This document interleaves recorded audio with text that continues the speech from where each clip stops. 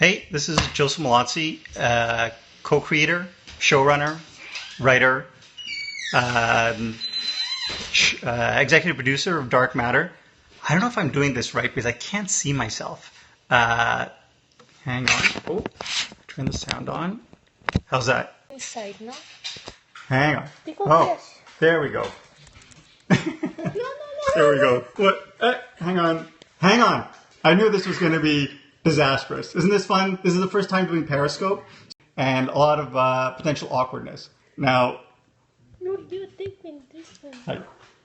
Hang on. Should I turn this around? Oh, there we go. Ha! Much better. It's so simple. And it just took a minute and a half to figure it out. Thank you guys. I don't know if you guys can hear me now. Is the sound okay? Hello, hello. Hi guys. Annie, hello. Fusion Cat, hey, how's it going? Penny, hey, how are you guys doing? Okay, so I was sent a bunch of questions. Well, first of all, I want to say episode 106 is, I'm super excited about this episode, and finally, fans in the UK and Germany got to see it. Fans in North America got to see it Friday and other places around the world. It's finally the episode where we start, we finally start peeling the onions on all of our, characters' backstory. So basically, this episode, you find out about how 5 gets on the ship. You find out what 6 did to end up on the ship. We find out what 4 did to start himself on this kind of dark journey. And you also find out about this kid called Titch, who we assume is one, but we don't know. But we're going to find out. Tilt screen. Thank you guys for your... How's that? Better? Excellent.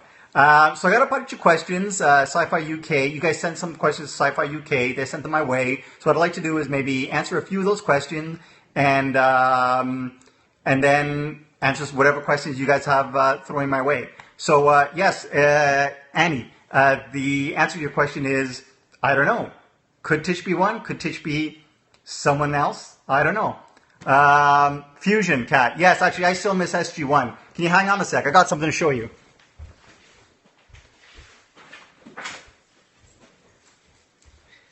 Speaking of SG1, I ended up keeping a bunch of fun little props from my time on the show, and this gold paint stick is a keeper. I use it on the other writers when they get out of line in the room. Awesome. So in any case, let's start with some of the questions. One of the questions comes from Nightcat. And she asks, did you have the entire final plot worked out beforehand, or did you just adjust things as filming went along? I've been developing this show for, say, 8 years, so I know exactly where we're going. I've got a 5-year plan. When we sat down to write the first season, I had all 13 episodes already in my head. So basically, Paul Mully, my co-creator, writing partner, and Martin Garrow, who wrote episode 107, which is an amazing episode, which airs next week. We all got together in the room. We broke the stories over the course of 2 weeks. There you have it. We have a plan. So basically we're seeding in all these clues, and even little subtle elements that you're not even picking up on will pay off later on when we do the big reveals later in the season. So in answer to your question, yes, we know where we're going. However, as we cast the different characters, the different actors, we made a point of kind of adjusting things, because the actors brought something to the roles and to the parts, and we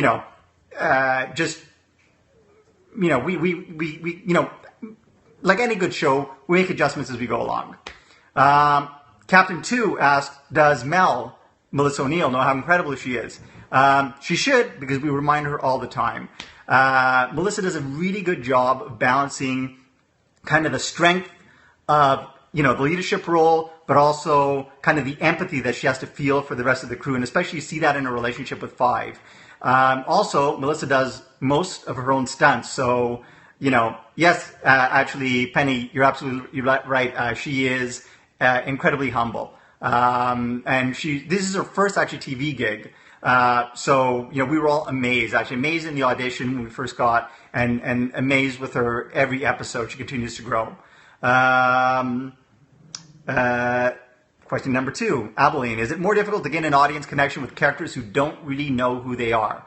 I would say no. Actually, I love the fact that, because everybody kind of, doesn't have their memories, everybody starts off in a blank slate, just like the audience. So essentially, the audience is finding out, at the same time as our characters. Chris Disneyland, thanks so much. Great seeing you too. So in that respect, I mean, I love the fact that, the audience is finding out at the same time as the character. So there are no surprises, only surprises for each other. Somebody asked about season 2. I don't know yet. Hopefully we'll find out in the coming weeks. Having said that, I'm still feeling pretty confident, so confident in fact that I've got the 13 stories for season 2, and my writing partner and I, Paul Mully, have broken the first 4 episodes. So essentially we have outlines for the first 4 episodes. We know what the overall arc's going to be after the shocking conclusion of season 1, but you'll have to wait and see that. Another question comes from Sally. Will we have all the answers to the crew's memory loss by the end of the season, or will we have to wait until season 2? Well, one of the things I promised early on in the show was that we would have answers. So essentially, we've set up a bunch of clues, a bunch of mysteries, and we're not going to answer everything. But a lot of the big questions that have been kind of, I'm sure, nagging you guys back home will be answers. First and foremost is who stole their memories and why. Episode 13. Big things happening in episode 13. In fact, actually, big things happening in every episode. Yeah, actually, that's true.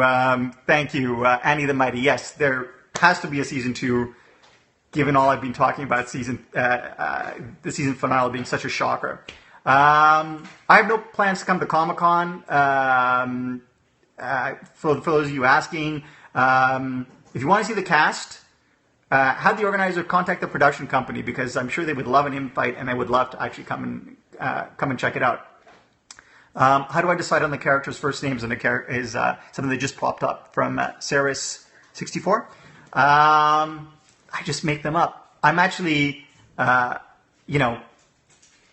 that great at making up names, but I do okay. I did better than Rob Cooper on Stargate, who basically as of season 4, he just gave up on making up like alien names and just said, "Here, you do it."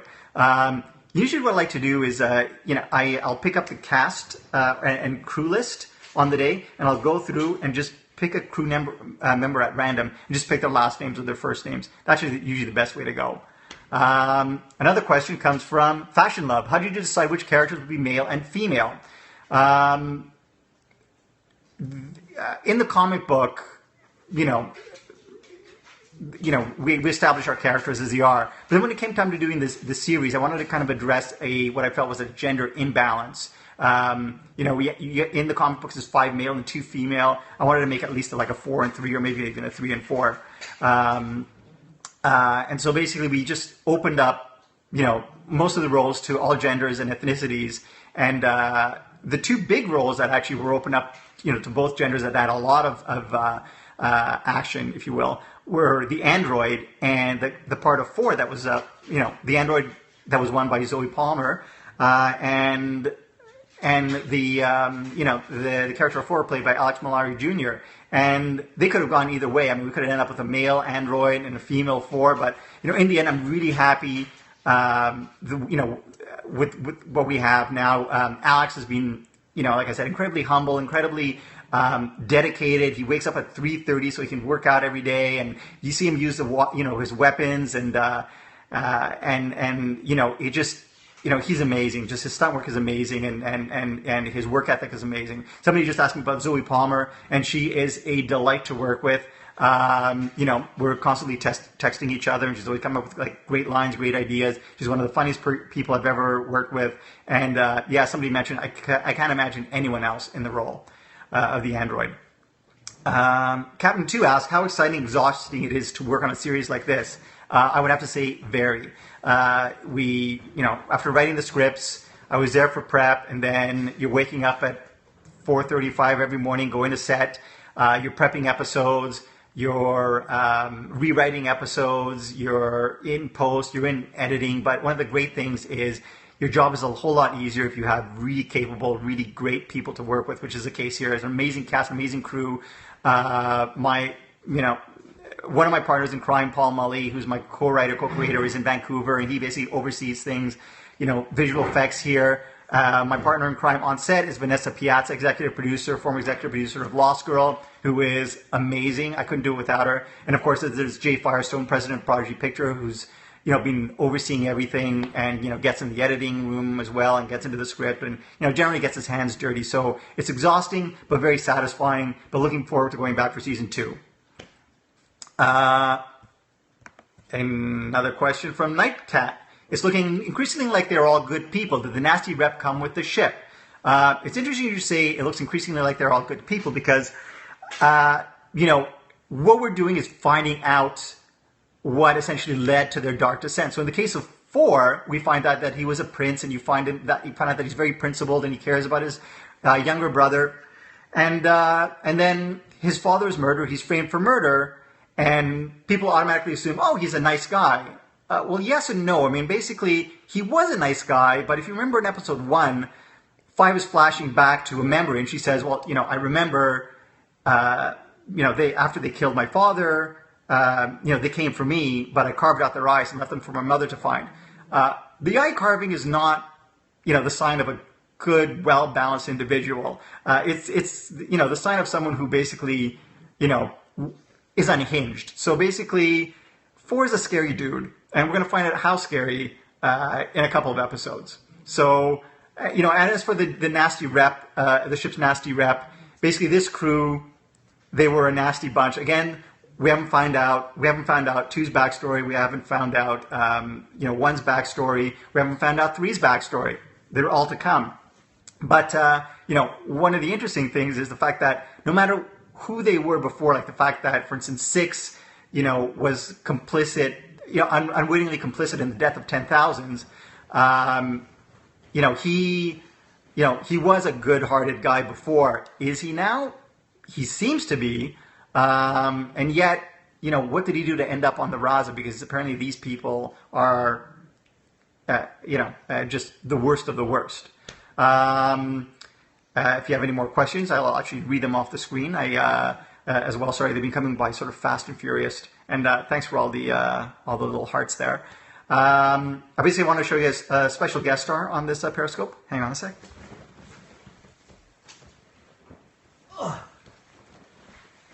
This is the original Bubba. Now, if you guys remember in episode 2 when 3, is talking to 1, and he basically talks about his gun, his big gun, and he says he called it Bubba. Well, basically, this is Bubba, and my French bulldog Lulu, who is feeling under the weather right now, so I'm not going to bring her over, but put him here. 3's sidearm, his pistol, is named after Lulu, and then basically he has a second gun that Anthony called Pip, named after his friend's dog. So there you go, a little bit of an Easter egg, a little insight.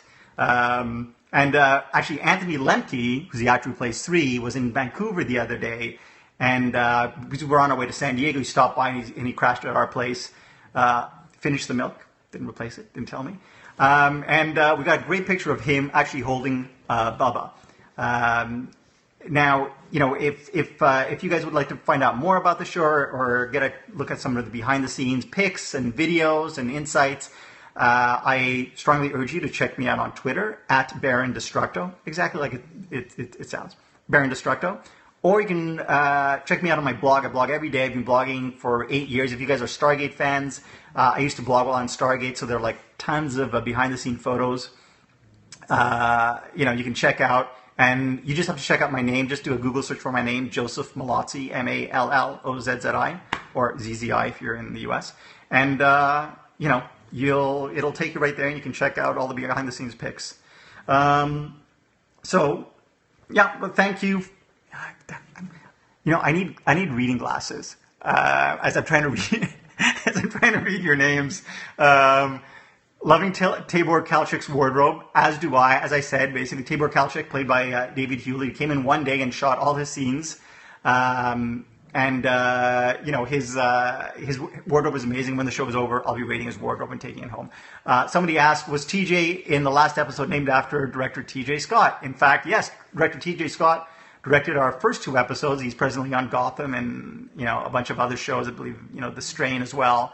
The kid who we discover in episode 3 mysteriously, was named after T.J. Scott, the character of 5, Das, or Das, if you will, was named after a blog regular. So this is why I should drop by the blog and post as much as possible.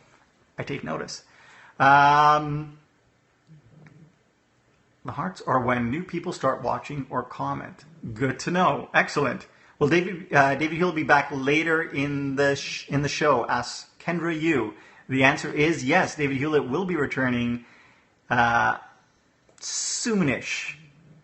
So basically, he will be appearing in let's say episode 12-ish.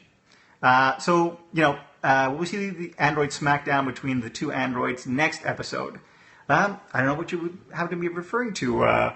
Next episode, we finally open the vault and spoiler alert, turn away from the screen or block your ears if you want to hear.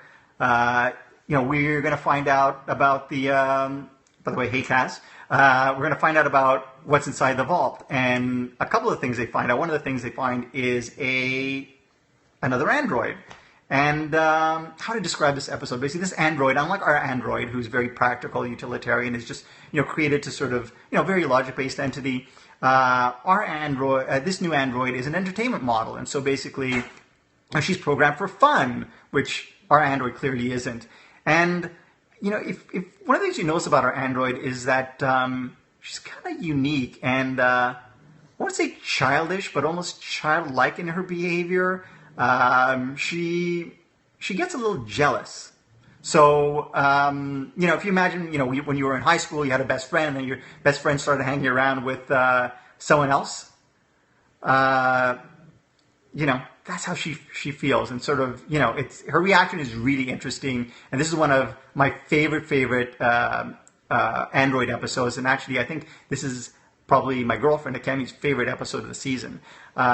Very funny, and there's this one crazy scene that we wrote. Actually, to be honest with you, we were kind of short, and it's a scene I wanted to do. The episode was running a little short, and it's a scene that I originally wanted to do, and I ended up writing it, and putting it in. And I remember my writing partner Paul watching the episode, not realizing what I had done, and thought at first, he's crazy, and then loving the scene, and I hope you guys love it too. I mean, basically, I can't give too much away, but it's going to be, I think, one of the more talked about scenes after next week's episode. So, there you go. Would love to see firsthand how you put an episode together. Series 64. Basically, if you come by my blog, again, Joseph Mallozzi, JOSEPH MALLOZZI. Check, do a Google search and it'll send you, right there. And, you just check out my blog. I mean, check out the tag for television production. And I give you guys especially on Stargate, a step-by-step progress of, breaking the episode, coming up with the outline, the writer's room, and then basically concept through to post, where basically you get into those meetings every week and you pick your costumes, you pick your actors, and you end up in editing, and suddenly what is it, 9 months later you have a baby / episode. Who would I like to see as a guest star? I'm keeping that under wraps. There's someone I would really love to have on the show. I've actually spoken to this individual, and hopefully we can have it worked out. They will be a guest star very early on. I see someone actually mentioned Anna Silk. I love Anna, and definitely I would love to have her on the show. So basically, Anna, if you're watching this, and I wouldn't understand why you wouldn't be, we'd love to have you. That's it. A couple of other little insights into episode 106. As many of you know, I worked with Jodelle, it was like 8 years ago on Stargate, and this was like her tour de force episode. And I remember, way back 8 years ago, she was 12, and she knew all her lines. She knew David Hewlett and Joe Flanagan's lines, and And, she was so good that, I just had to have her come in and audition for the role, and she nailed it. And someone else who does a fantastic job this episode is Roger Cross, who's a guy that I, always wanted to work with and finally had a chance here. And he does such a good job of conveying a sense of warmth, especially in those scenes with Five, and also wisdom as well. Somebody asks, any chance that fans can be an extra? You know what? I would love to have fans come by and be extras on the show. That's a conversation I should have with Jay and Vanessa and see if maybe we can arrange some sort of a contest. And, we used to do it on Stargate all the time when we'd have, was it the Get in the Gate contest? Get on the Raza. I don't know. Maybe. Sure, I'd love to see that. But it would be out of my hands. I would just basically have someone else, arrange it. Annie Devine said, this is my first time seeing Jodell's work. I am so amazed by her talent and emotion on screen. Yes, what you should do is also check out a episode of Stargate Atlantis called Harmony, where she plays a 12-year-old princess and just kicks ass. That was the role that won her this role. As for Roger, that warehouse scene where he makes the pitch to Five and basically tells her, come on, you got to come back, was the audition scene for his character, which he nailed beautifully. One of the great things about about the show was that we were so well prepared. We had 9 scripts ready to go before we even went to camera. So we were able to pick the very best scenes for each character in their auditions, and that I thought was like a really strong scene for the character of Six. And it was just such a hard scene to pull off. And Roger was able to do it with, I said, the warmth and, kind of a believability. And I noticed that right off the bat, a lot of fans just love Roger's character. And even though we haven't seen very much of his character in those first 5 episodes, I mean, as much as the other characters, although now moving forward we'll learn a lot more, he just, there's just a likability or vulnerability, that he possesses that I think just, I hope you guys will agree, that just allows fans to just totally warm up to him. And someone, Fusion Cat also mentions Five is a great character, maybe the most interesting initially. And, I would agree too. I think the great thing about this show is that there are 7 different characters and all 7 of them are very different. So basically everybody can have their favorite. Can you give us a hint regarding the most exciting things to come for the show? Okay. I guess I could. These aren't really spoilers. I'm going to call them teasers. But episode 7, we talked about the other android played by Ruby Rose, who those of you in Australia may know. Those of you who are up early in Australia may know. And we're actually going to find out some insight into 3's backstory, which is another side of 3, which is actually very interesting. As the series progresses, we begin to learn more about specifically 1, who he is and why he ended up on the ship, which is going to be a surprise. We're going to find out about more about the characters of 4 and 6 and their quest for revenge.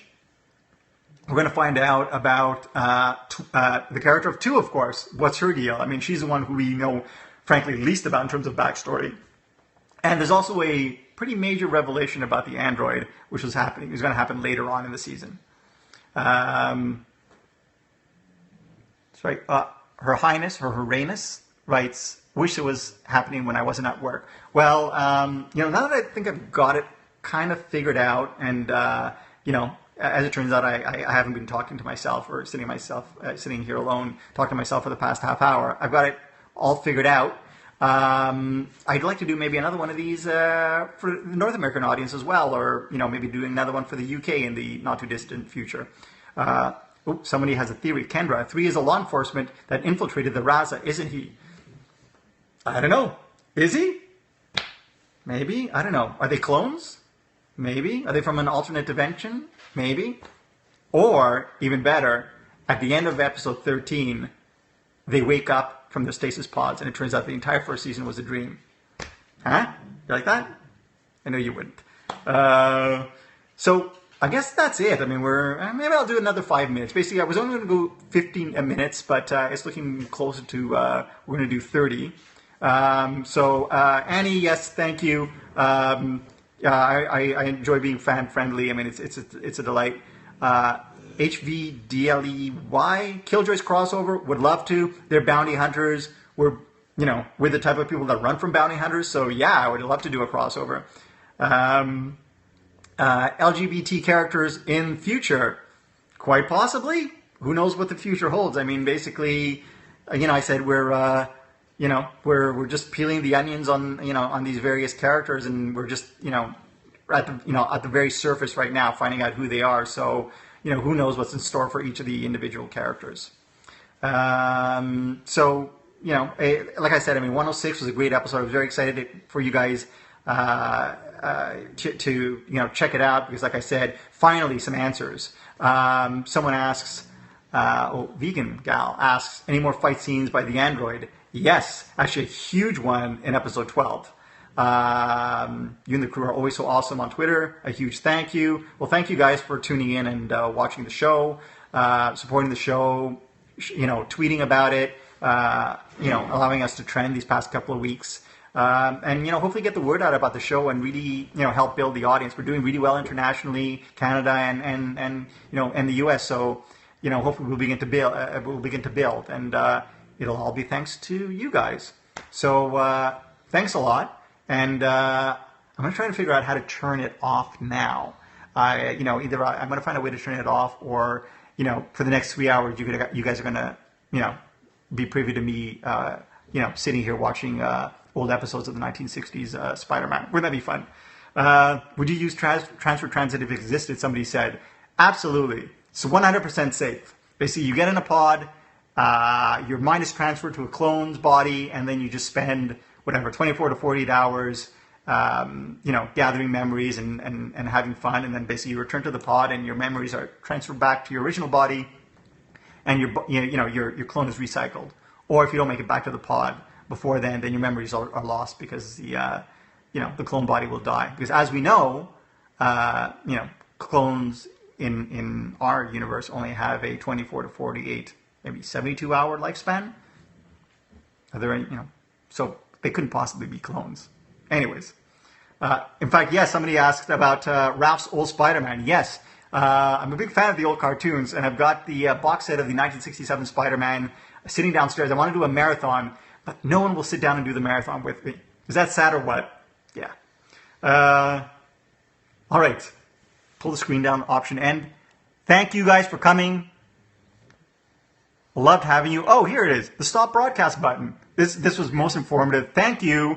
And thank you for teaching me actually how to work this. Actually, this was so much fun. We should do it again sometime. In fact, I think I'm going to do it all the time and annoy the hell out of you guys. Oh, it's Joe on Periscope again. How annoying. All right. Talk to you guys later. See you on Twitter. Thanks for watching the show. Thanks for watching this Periscope. And hopefully I saved it so that those of you who couldn't make it will be able to watch it later. But I make no promises because of my ineptitude, clear ineptitude. Have a good day and or night.